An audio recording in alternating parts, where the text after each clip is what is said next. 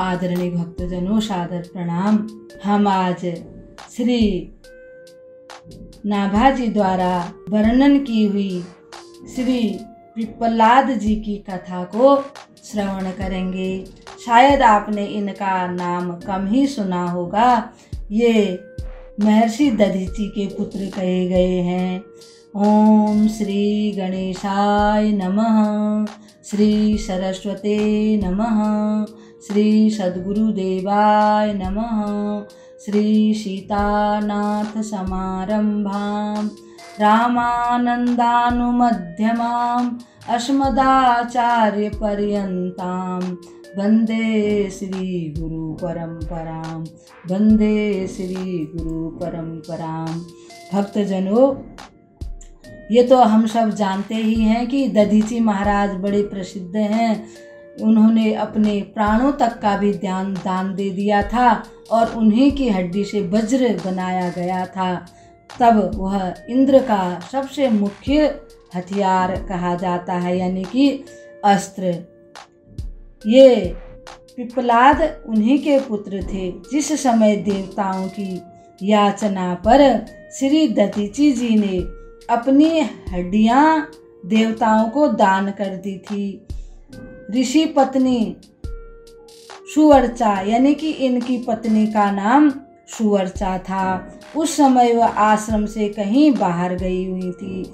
जब वे आश्रम में आई और देवताओं की स्वार्थ भरी बात उन्होंने सुनी कि उन्होंने मेरे पति से उनकी हड्डियां ले ली हैं, उनको बड़ा दुख हुआ। वो रोती रोती व्याकुल हो गई और बार बार भोले बाबा को याद करती हुई कहने लगी, हे प्रभु, हे भोले बाबा, हे जगन्नाथ, हे माता पार्वती, ये मेरे साथ क्या हो गया? अब मैं किस प्रकार से जीवन यापन करूंगी और किसके साथ रहूंगी? यह कहकर वह अत्यधिक मूर्छित हो जाती थी। बार बार दुखी हो करके फिर थोड़ी सी मूर्छा खुलती थी, फिर रोने लग जाती थी। अंत में उन्होंने विचार किया कि मैं अपने पति के लोक में ही चली जाऊंगी और पति के बगैर मैं रह नहीं पाऊंगी। जब उन्होंने ऐसा अपने मन में विचार किया और तब वो चुपचाप से एक चिता उन्होंने तैयार की। चिता में जैसे ही जाने को तैयार हुई बैठने के लिए, तो भोले बाबा ने आकाशवाणी ने कहा, हे प्राज्ञ, यानी कि हे ज्ञानवान, हे देवी, ऐसा साहस मत करो, तुम ऐसा मत करो। तुम्हारे उदर में मुनि का तेज है, यानी कि तुम गर्भवती हो, तुम्हारा बालक होने वाला है।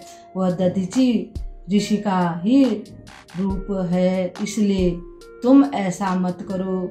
उसे सुनकर वह मुनि पत्री क्षण भर के लिए विस्मय में पड़ गई। उसे मालूम नहीं था कि मैं गर्भवती हूँ। वह विचार करने लगी कि अब मैं क्या करूँ, मैं सती हूँ या ना हूँ। फिर वह सोचने लगी कि मेरे से अपने पति के बिना तो रहा नहीं जाएगा, इसलिए मैं सती ही हो जाती हूँ। परंतु उस सती साध्वी सुवर्चा को तो पति लोक की प्राप्ति ही श्रेष्ठ था। वो सोचती थी मैं तो पति लोक ही जाऊंगी, पति के साथ ही रहूंगी, पति के अलावा और मुझे कुछ भी नहीं चाहिए। उसने अपने उदर को विदीर्ण कर दिया, यानी कि अपने पेट में उसने बहुत सारे हाथों से मारने लगी और उसी समय एक दिव्य रूपधारी अपने गर्भ से उसको एक सुंदर सा बालक उत्पन्न हो गया। उस बालक को देख करके वो बड़ी प्रसन्न हुई, परंतु फिर भी उसका मन नहीं बदला। वह सोचने लगी कि जिसने इस बालक को जन्म दिया है, जो इसका जन्म देने वाला है, वही इसकी रक्षा भी करेगा। उसने उस बालक को पीपल के पेड़ के पास रख दिया और प्रार्थना करने लगी, हे पीपल देवता, अब इस बालक की आप ही रक्षा करना। और वह स्वयं चिता लगाकर अग्नि को प्रणाम करके चिता में प्रवेश कर गई और पति के सहित दिव्य लोक को चली गई, यानी अपने पति के साथ ही पति लोक को चली गई। पीपल के वृक्ष ने उस बालक का पालन पोषण किया, इसलिए आगे चलकर वह बालक पिपलाद नाम से प्रसिद्ध हुआ। ये भगवान शिव के अंश से उत्पन्न हुए थे, क्योंकि भगवान भोलेनाथ के वरदान से ही ये उत्पन्न हुए थे। ये महान भक्त हुए, भगवान भोले बाबा की कृपा से बड़े ज्ञानी हुए।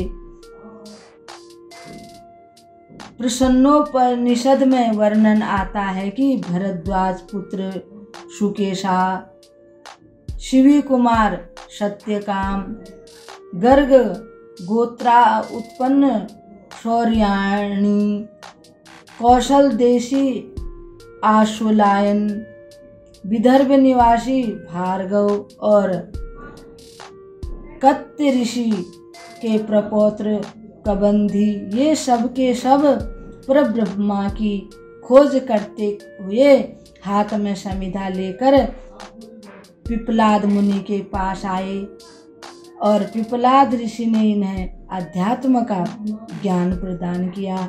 इन ऋषियों को दिया गया उपदेश ही प्रसन्नोपनिषद नाम से विख्यात हुआ। प्रसन्नो उपनिषद नाम से विख्यात हुआ। हम भगवान पिपलाद यानी महर्षि पिपलाद को प्रणाम करते हुए इस कथा को यहीं पर विराम देते हैं।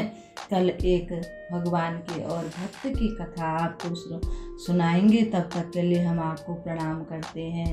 ओम भक्त भक्ति भगवंत गुरु चतुर नाम बपुए, इनके पद वंदना किए, नाशत विघ्न अनेक, नाशत विघ्न अनेक, नाशत विघ्न अनेक। ओ शांति शांति शांति। ओम।